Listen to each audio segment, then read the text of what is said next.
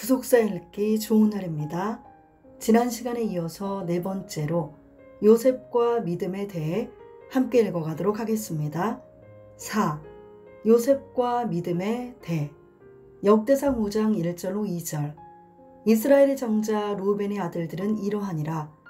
루벤은 장자라도 그 아비의 침상을 더럽게 하였으므로 장자의 명분이 이스라엘의 아들 요셉의 자손에게로 돌아갔으나 족보에는 장자의 명분대로 기록할 것이 아니니라. 유다는 형제보다 뛰어나고 주권자가 유다로 말미암아 났을지라도 장자의 명분은 요셉에게 있으니라. 여기 장자의 명분은 히브리어로 베코라로서, 이것은 장자권, 장자의 상속권, 장자의 권리라는 뜻입니다. 창세기 25장 31절로 34절, 27장 36절. 곧 아브라함과 이삭과 야곱으로 이어지는 장자권이 요셉에게 있다는 것을 확실히 증거하는 말씀입니다. 성경의 여러 가지 증거를 통해 요셉이 횃불 언약을 성취하는 믿음의 4대에 해당하는 인물임을 알 수 있습니다. 1. 요셉이 믿음의 대를 잇는 장자의 명분을 가진 자라는 증거들. 1. 요셉은 하나님께서 생각하여 주신 아들이기 때문입니다. 라헬과 야곱과 결혼한 지 7년이 가까워도 자식이 없을 때 하나님께서 라헬을 특별히 생각하사 그 태를 열어주심으로 낳은 아들이 바로 요셉입니다. 창세기 30장 22절로 24절. 요셉은 라헬이 아이를 낳을 수 없을 때 하나님께서 생각하여 주셔서 그녀의 기도를 들으시고 주신 아들입니다. 또한 라헬은 야곱이 특별히 사랑한 아내였습니다. 그녀를 사랑한 까닭에 힘겨웠던 7년을 수일같이 여길 정도였습니다. 창세기 29장 20절. 야곱은 라헬만을 내 아내라고 하였고 그녀에게서 낳은 아들들에게 특별한 애착을 가졌습니다. 창세기 29장 21절, 44장 27절, 창세기 44장 27절로 28절. 주의 종 우리 아비가 우리에게 이르되 너희도 알거니와 내 아내가 내게 두 아들을 낳았으나 하나는 내게서 나간 고로 내가 말하기를 정령 찢겨 죽었다 하고 내가 지금까지 그를 보지 못하거늘 그것은 야곱이 요셉을 깊이 사랑하여 그에게 채색 옷을 지어 입혔던 것에서 다시 확인됩니다. 창세기 37장 3절. 여기 사랑하여는 히브리어 아합으로 무조건적인 선택에 의한 사랑을 의미하기도 합니다. 또한 완료 시제로 쓰여 한 번만이 아니라 한동안 계속해서 이루어진 것을 뜻합니다. 그 당시의 풍습으로 집안에서 아버지와 아버지의 뒤를 이을 장자만이 채색 옷을 입었습니다. 2. 사브낫 바네아라는 이름 때문입니다. 창세기 41장 45절. 그가 요셉의 이름을 사브낫 바네아라 하고 또 온 제사장 보디베라의 딸 아스낫을 그에게 주어 아내를 삼게 하니라. 요셉이 나가 애굽 온 땅을 순찰하니라. 사브낫 바네아는 요셉의 애굽식 이름으로 일반적인 의미는 하나님께서 말씀하심, 그리고 그 이름의 소유자가 살리라입니다. 후대의 유대인들은 그 의미를 세상의 구원자, 생명의 땅의 통치자라고 생각했습니다. 바로가 지어준 이름은 그가 요셉을 얼마나 절대적으로 신뢰하였는가를 잘 보여주고 있습니다. 한편 요셉을 가리켜 하나님의 신에 감동한 사람, 하나님이 모든 것을 내게 보이셨으니 라고 하여 요셉에 대한 바로의 신뢰가 요셉 자신에게 있지 않고 요셉의 배후에 하나님이 함께하고 계시다는 사실 때문임을 분명히 하였습니다. 창세기 41장 38절, 39절. 아마도 애굽 왕 바로는 요셉에 대하여 분명히 세상을 구원하라고 하나님께서 보내주신 인물이요, 또한 하나님이 하시고자 하는 일을 비밀이 그를 통해 공개된다고 생각하였던 것 같습니다. 그래서 바로는 자기의 인장반지를 빼어 요셉의 손에 끼우고 세마포 옷을 입히고 금사슬을 목에 걸어주었습니다. 왕의 버금 수레에 요셉을 태워 애굽의 온 백성이 엎드려 절하도록 하였습니다. 또한 당시 권력층에 속하는 애굽 온 지방의 제사장 보디베라의 딸을 아내로 주어 요셉의 입지를 든든하게 하였습니다. 창세기 41장 45절. 이렇게 바로는 요셉에게 최고의 자리를 서슴없이 내어주었던 것입니다. 창세기 41장 44절. 바로가 요셉에게 이르되 나는 바로라. 애굽 온 땅에서 내 허락 없이는 수족을 놀릴 자가 없으리라 하고, 바로가 요셉을 애굽으로 귀화시키려는 의도를 가지고 지은 이름 사브낫 바네아, 생명을 부양한다는 뜻을 가진 그 이름에는 하나님께서 요셉에게 위탁하신 중대한 구속사적인 섭리가 담겨 있습니다. 장자의 가장 기본적인 의무가 가족 부양에 있듯이 요셉은 야곱 가족의 부양을 넘어 국경을 초월한 생명의 부양자로서 만민 중에 장자가 된 것입니다. 창세기 45장 11절, 창세기 41장 54절로 57절, 창세기 50장 20절. 당신들은 나를 해하려 하였으나 하나님은 그것을 선으로 바꾸사 오늘과 같이 만민의 생명을 구원하게 하시려 하셨나니, 당시 세상 사람들은 기근이 점점 심해질수록 요셉에게로 가야만 죽지 않고 살 수 있었습니다. 마찬가지로 오직 예수님만이 기근에서 세상 사람들을 구원할 유일한 분이며 인류가 걸어야 할 유일한 길이요 세상의 생명을 위한 유일한 양식입니다. 사도행전 4장 12절, 요한복음 14장 6절, 6장 51절. 기근 때에 요셉에게로 나와야만 살 수 있었듯이 세상 끝날에도 오직 예수께로 더욱더 가까이 나아와야만 살 수 있습니다. 창세기 41장 56절로 57절. 그것이 마지막 종말에 일어날 처참한 기근의 때에 자기 생명을 부양하고 영육간에 살 수 있는 비결입니다. 아모스 8장 11절. 3. 히브리서 11장의 기록 때문입니다. 히브리서 11장은 믿음의 장으로 불리고 있습니다. 히브리서 11장 1절로 3절은 서론으로서 믿음의 본질에 대하여 말씀하고 있으며, 4절부터는 하나님의 구속사 속에서 선진들이 담당했던 믿음의 행적들을 기록하고 있습니다. 그들이 살아가는 시대와 환경은 비록 달랐을지라도 하나님을 향한 온전한 믿음 하나로 승리하는 삶을 살았습니다. 8절부터 21절까지는 아브라함부터 시작하여 이삭과 야곱으로 연결되는 믿음의 3대를 기록하고 있습니다. 야곱을 이어서 그 다음에 등장하는 믿음의 사람은 바로 요셉입니다. 히브리서 11장 22절. 믿음으로 요셉은 임종시에 이스라엘 자손들의 떠날 것을 말하고 또 자기 해고를 위하여 명하였으며, 야곱의 12아들 가운데 히브리서 11장의 믿음의 장에 등장하는 인물은 요셉 외에는 없습니다. 이것도 요셉이 아브라함과 이삭과 야곱을 잇는 믿음의 제4대에 해당하는 신앙의 인물이라는 성경적 증거라고 할 수 있습니다. 이것은 창세기 전체의 구조에서도 나타납니다. 창세기는 크게 두 부분으로 나누어지는데 1장부터 11장은 세계와 인간의 기원에 대하여 말씀하고 있으며 12장부터 50장은 아브라함과 이삭, 야곱, 요셉으로 이어지는 이스라엘의 족장들의 삶에 대하여 말씀하고 있습니다. 이러한 구조는 요셉이 믿음의 4대째에 해당하는 인물임을 뒷받침하는 증거입니다. 4. 야곱과 모세가 축복한 내용에서 분명히 드러납니다. 야곱은 죽기 전에 요셉을 불러서 자신의 시신을 반드시 가나안에 묻어달라고 부탁하고 맹세시키면서 이제 내가 내게 은혜를 입었거든 이라고 말을 했습니다. 창세기 47장 29절. 이 부분을 영어 성경 KJV에서는 내가 너의 눈 속에서 은혜를 발견했으면 라고 표현하고 있습니다. 야곱은 요셉에게 하나님의 은혜가 머물러 있는 것을 발견하고 그에게 자기 시신을 가나안에 묻어달라고 부탁하고 맹세까지 시켰습니다. 이것은 야곱이 요셉을 자신의 믿음의 대를 이을 장자로 생각했다는 것을 보여주는 것입니다.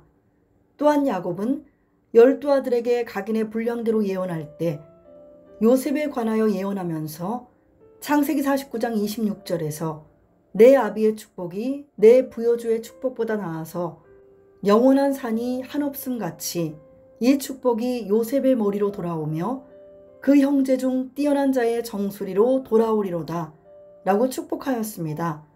창세기 49장 28절. 모세도 12지파를 축복할 때 요셉 지파에 대하여 야곱과 비슷한 내용으로 복이 요셉의 머리에 그 형제 중 구별한 자의 정수리에 임할지로다 라고 축복하였습니다. 신명기 33장 16절. 요셉에 대하여 야곱은 그 형제 중 뛰어난 자라고 했고 모세는 그 형제 중 구별된 자라고 축복하였습니다. 여기 뛰어난 자와 구별한 자는 동일한 히브리어 나지로로서 특수한 목적을 위하여 성별된 자, 구별된 자를 뜻합니다. 창세기 49장 26절, 신명기 33장 16절. 구약시대의 나시린을 가리킬 때도 이 단어가 사용되었습니다. 민수기 6장 1절로 21절. 영어 성경 NLT에서는 뛰어난 자를 프린스, 왕자라고 하였고 70인경에서는 다스리는 자, 지도자라고 하였습니다. 그러므로 요셉이 그 형제 중에 뛰어난 자, 구별된 자라고 함은 그가 형제들보다 훌륭하고 탁월하여 장자로서 그들을 다스리는 자가 될 것을 뜻합니다. 야곱과 모세의 이러한 축복은 실제 역사에서도 성취되어 훗날 여호수아가 각 지파별로 기업의 땅을 분배하던 때에 요셉의 후손들은 하나님의 축복을 받아 외적으로도 다른 지파들과 구별될 정도로 큰 민족과 큰 권능이 있는 지파로 성장하였습니다. 여호수아 17장 14절, 17절. 5. 요셉이 섬기는 자, 겸손한 자였기 때문입니다. 제자들이 천국에서는 누가 가장 큰 사람입니까? 라고 물었을 때 예수님께서는 아무든지 첫째가 되고자 하면 무사람의 끝이 되며 무사람을 섬기는 자가 되어야 하리라 라고 말씀하셨습니다. 마태복음 18장 1절, 마가복음 9장 35절, 마태복음 20장 26절에서도 너희 중에 누구든지 크고자 하는 자는 너희를 섬기는 자가 되고 라고 말씀하셨고 청함을 받았을 때 차라리 말 속에 앉으라고 가르치셨습니다. 누가복음 14장 10절.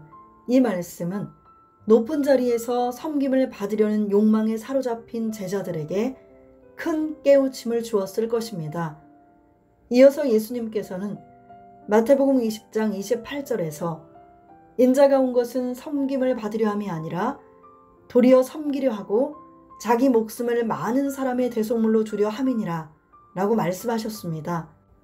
그리고 잡히시던 날 저녁 최후의 만찬 속에서 배반자 가룟유다의 발까지도 무릎을 꿇고 정성스럽게 씻어주심으로 섬기는 자의 모본을 보여주셨습니다. 요한복음 14장 4절로 11절. 장자는 큰 자입니다. 남을 섬기는 자가 제일 큰 자입니다. 마태복음 20장 26절. 그렇다면 참 장자는 바로 섬기는 자요 겸손한 자가 되어야 합니다. 야곱의 12아들 가운데 섬기는 삶을 산 자는 바로 요셉입니다. 요셉은 어려서부터 아버지 야곱에게 효도를 하였습니다. 아버지가 형들이 양을 치고 있는 현재 거주지인 헤브론에서 약 77km 정도 멀리 떨어진 세겜까지 심부름을 보낼 때에도 어린 나이에 기꺼이 순종했습니다. 창세기 35장 27절, 37장 13절. 요셉은 후에 애굽의 총리가 되어서 아버지 야곱을 극진히 봉양했으며 자기를 애굽에 팔아넘겼던 형들을 모두 용서하였고 그들과 그 자손들까지도 풍성한 재산을 주어서 끝까지 섬겼습니다. 창세기 45장 11절, 창세기 45장 5절로 8절, 50장 19절로 23절. 요셉은 이러한 섬김을 통하여 참 장자의 면모를 보여주었습니다. 2. 족보에는 장자의 명분대로 기록할 것이 아니니라. 역대상 5장 1절. 역대상 기자는 다윗으로 말미암은 통일 왕국이 이루어지기까지 하나님께서 이스라엘에게 행하신 구속 역사의 과정을 압축하여 족보로 기록하였습니다. 1장은 아담부터 노아, 아브라함을 거쳐 야곱까지의 족보이고 2장은 야곱에서 다윗까지의 족보이며 3장은 다윗에서 포로기까지의 족보입니다. 그리고 4장부터는 야곱의 12아들로 말미암은 12지파의 족보를 기록하고 있습니다. 4장에서 유다와 시므온 지파의 족보를 먼저 소개한 후에 5에서 8장부터는 르우벤을 시작으로 그 남은 지파들의 족보를 다루고 있습니다. 그런데 르우벤의 족보를 시작하기 전에 다음과 같은 놀라운 말씀을 먼저 기록하고 있습니다. 역대상 5장 1절로 2절. 이스라엘의 장자 르우벤의 아들들은 이러하니라. 르우벤은 장자라도 그 아비의 침상을 더럽게 하였으므로 장자의 명분이 이스라엘의 아들 요셉의 자손에게로 돌아갔으나 족보에는 장자의 명분대로 기록할 것이 아니니라. 유다는 형제보다 뛰어나고 주권자가 유다로 말미암아 났을지라도 장자의 명분은 요셉에게 있으니라. 장자권이 요셉에게 넘어갔다는 것을 확실하게 증거하는 말씀입니다. 이 말씀에서 유의하여 볼 것은 야곱의 아들들의 족보를 기록할 때 장자의 명분대로 기록하지 않았다는 사실입니다. 역대상 5장 1절에서 족보에는 장자의 명분대로 기록할 것이 아니니라 라고 말씀하고 있습니다. 그렇다면 요셉에게 장자권이 넘어갔음에도 불구하고 왜 족보에는 요셉을 장자로 기록하지 않았을까요? 1. 장자의 명분대로 기록하지 않는다는 의미. 요셉이 르우벤이 받지 못한 장자권을 얻었다면 족보에도 요셉이 장자로 올라가고 요셉 지파를 통하여 메시아가 오시는 것이 정상일 것입니다. 그러나 예수 그리스도의 족보에는 유다가 장자로 올라가고 예수님은 유다 지파의 다윗 왕의 혈통을 통해서 오셨습니다. 이사야 11장 1절, 미가서 5장 2절, 마태복음 1장 1절로 3절, 누가복음 3장 33절, 히브리서 7장 14절, 계시록 5장 5절로 6절. 이처럼 장자의 명분이 르우벤에게서 요셉에게 넘어갔으나 족보에는 요셉이 아니라 유다가 장자로 기록되고 있는 것입니다. 2. 장자의 명분대로 기록되지 않은 이유.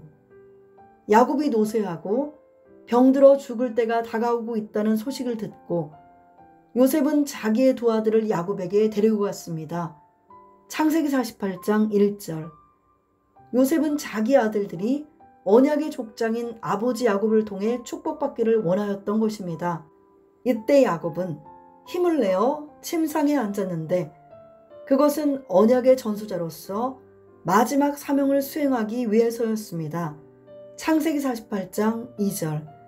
그는 여기에서 놀라운 일을 행합니다.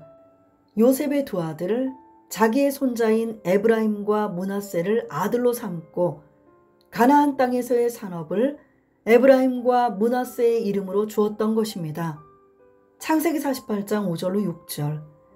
내가 애굽으로 와서 내게 이르기 전에 애굽에서 내게 낳은 두 아들 에브라임과 므낫세는 내 것이라.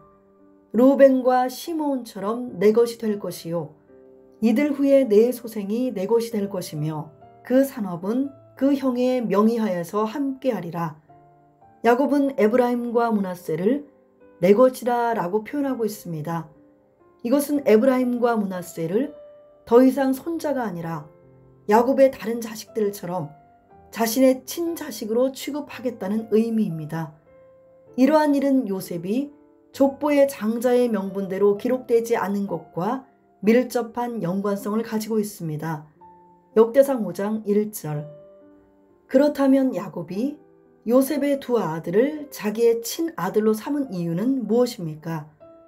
첫째, 두 손자에게 아브라함의 자손이라는 언약적 뿌리를 알려주기 위해서입니다. 에브라임과 므낫세는 가나안 땅이 아닌 애굽 나라에서 애굽 여인을 통하여 난 애굽 태생입니다. 창세기 41장 45절로 50절. 그러므로 아브라함의 후손으로서의 언약적 뿌리를 잃어버릴 가능성이 많았습니다. 왜냐하면 애굽은 당시로서는 최강대국이었고 더욱이 그들은 당시 애굽의 둘째 치리자인 총리의 아들이었기 때문입니다. 그러나 야곱은 그들이 애굽 총리의 후계자가 아니라 아브라함의 자손으로 살아가기를 원했던 것입니다.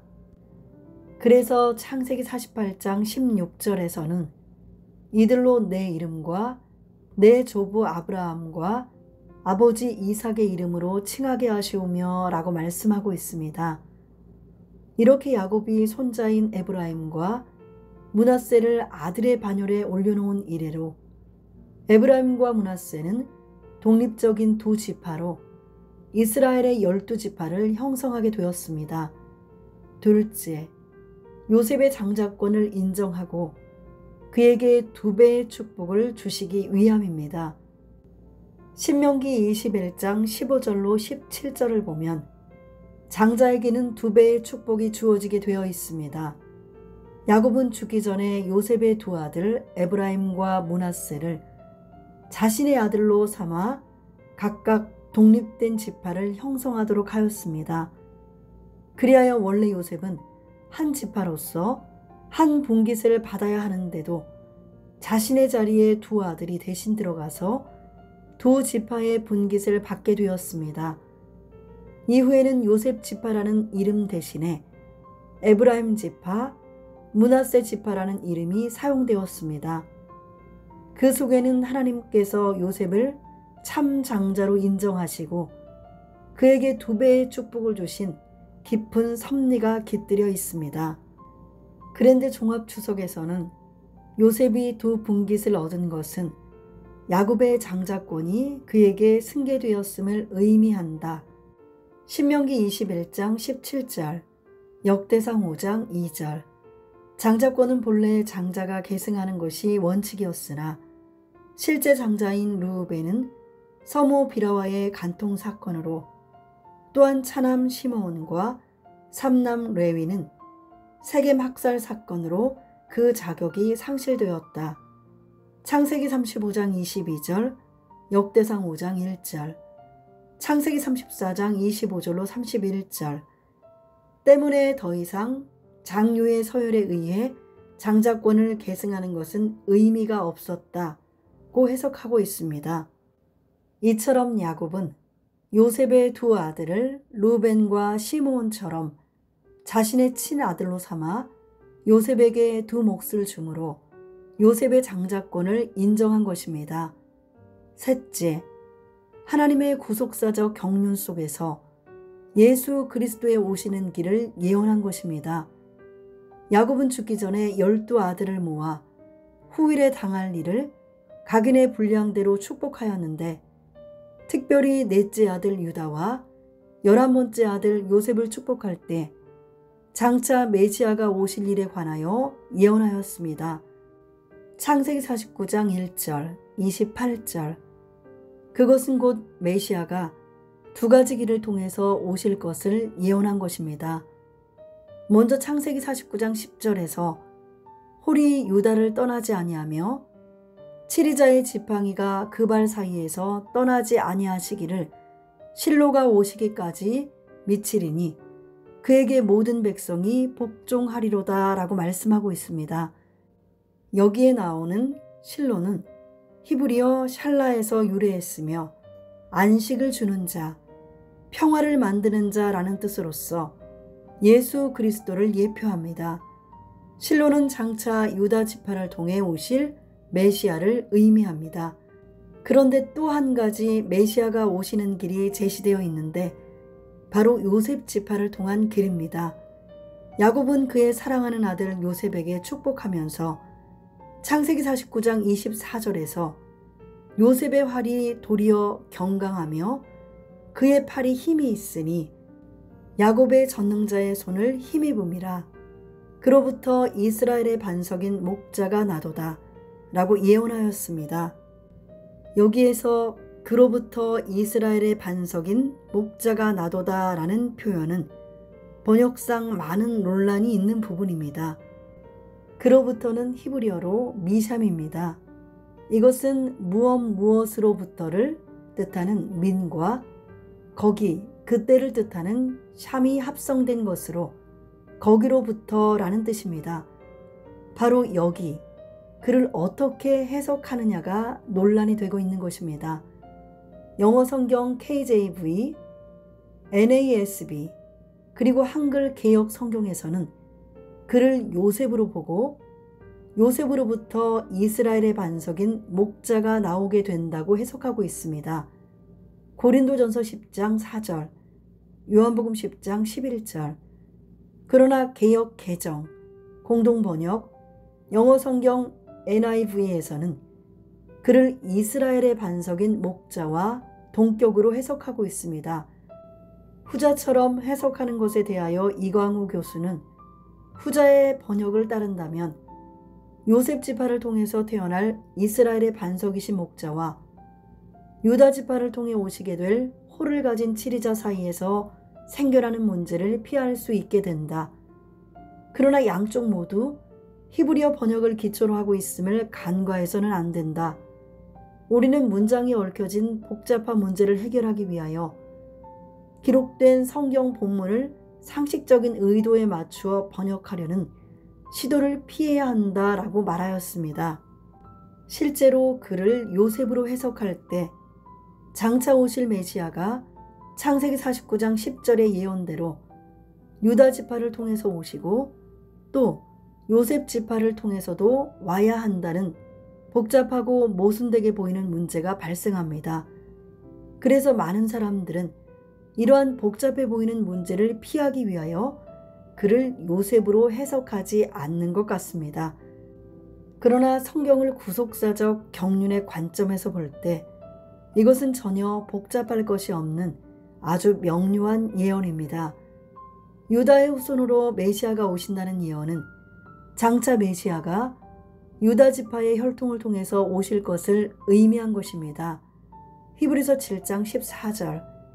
실제로 예수님이 유다 지파의 다윗 혈통을 통해 오심으로 야곱의 예언은 정확하게 성취가 되었습니다.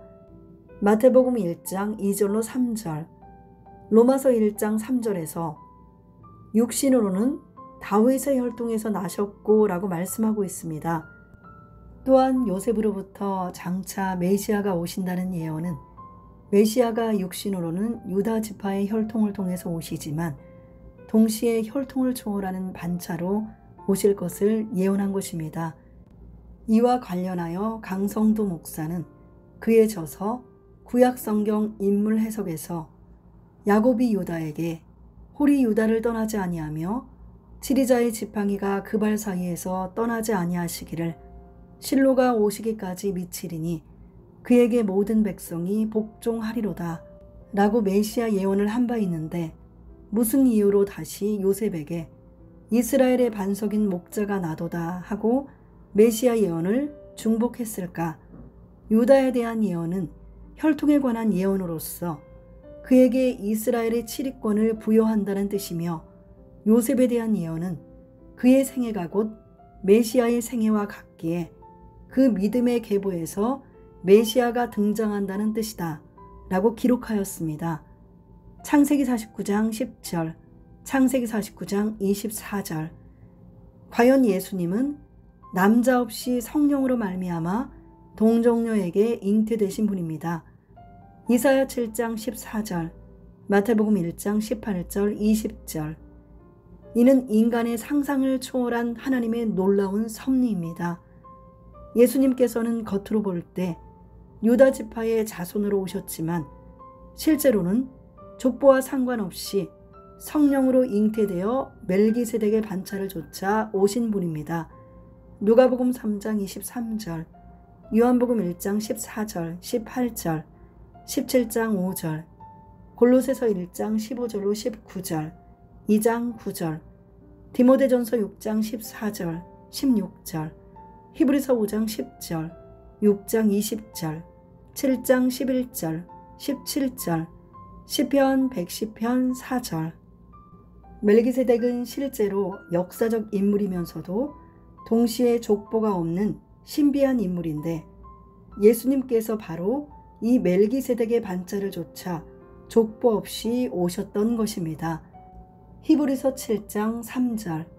그리하여 로마서 1장 3절에서는 육신으로는 다윗의 혈통에서 나셨고 라고 하여 예수 그리스도의 완전한 사람 되심을 말씀하였고, 이어서 로마서 1장 4절에서는 부활하심으로 사망 권세를 이기신 예수 그리스도 자신의 완전한 하나님 되심을 확증하시고 선포하셨습니다. 로마서 1장 3절로 4절, 이 아들로 말하면 육신으로는 다윗의 혈통에서 나셨고 성결의 영으로는 죽은 가운데서 부활하여 능력으로 하나님의 아들로 인정되셨으니 곧 우리 주 예수 그리스도시니라. 이처럼 예수 그리스도는 인성과 신성의 인격적 연합을 이루신 완전한 사람이자 완전한 하나님이십니다. 요한복음 1장 14절, 18절, 이것은 예수 그리스도가 부활하시기 전에는 하나님의 아들이 아니었다는 의미가 아니라 부활하시기 전에도 하나님의 아들이었으나 십자가의 대속과 부활하심으로 하나님의 아들이신 것을 더욱 확실하게 증명하셨다는 의미입니다. 야곱은 장차 이루어질 구속사적 경륜 속에서 메시아가 오실 두 가지 길을 유다와 요셉을 통해 예언하였고, 과연 예수 그리스도께서 이 땅에 오실 때 그 예언들은 모두 성취되었습니다. 구속사 읽기 좋은 날, 다음 시간에 이어서 5번째로 요셉을 통한 4대의 성취 함께 읽어가도록 하겠습니다. 감사합니다.